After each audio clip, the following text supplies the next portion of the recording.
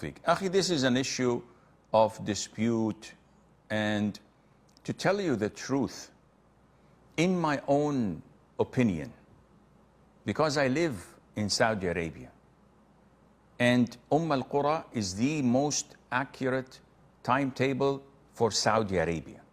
There's no doubt in that, with the exception of Isha.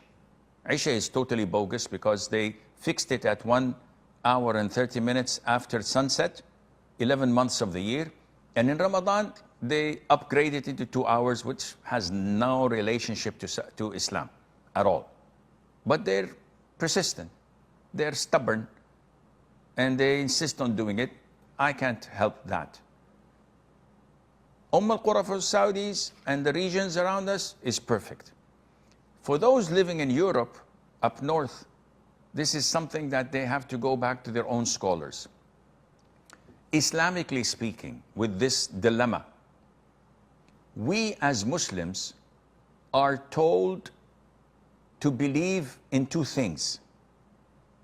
Number one, in your own vision.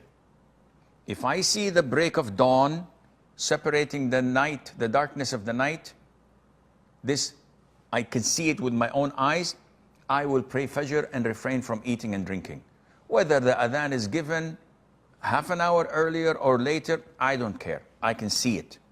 This is what Allah will hold me accountable to, not to the adhan, because I can see it. When I see the sun sets, I will eat. It disappeared. I will eat, even if the adhan is called 10, 15 minutes later. I don't care. Allah told me, when you see the sun sets, when the night comes, you break your fast and you pray your maghrib. So this is number one. If I don't, if I cannot see it visually, I'm in my home.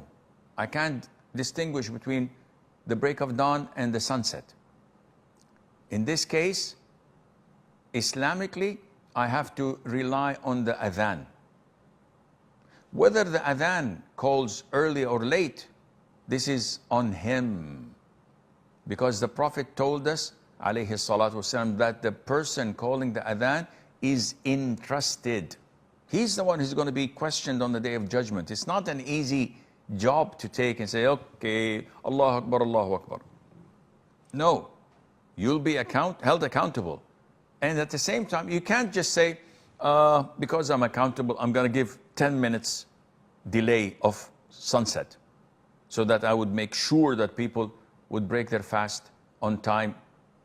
No, this is wrong. Or I'll call the adhan of Fajr 15 minutes earlier, so that people would stop eating and drinking.